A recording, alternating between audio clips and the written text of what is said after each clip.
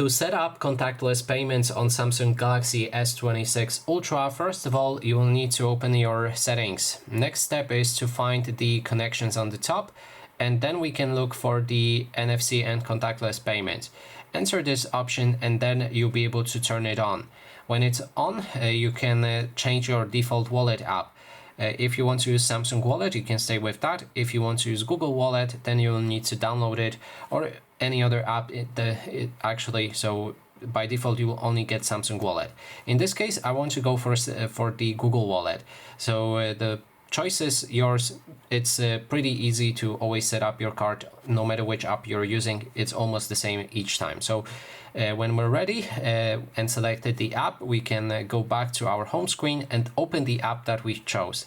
So in this case, I went with Google Wallet, so I'm gonna open it like this, and then we can click on the plus button right here and select payment card. This will allow us to add and or scan our details for the card, and when it's entered, you'll be able to pay with your card using your phone. And that is basically everything. Thanks so much for watching.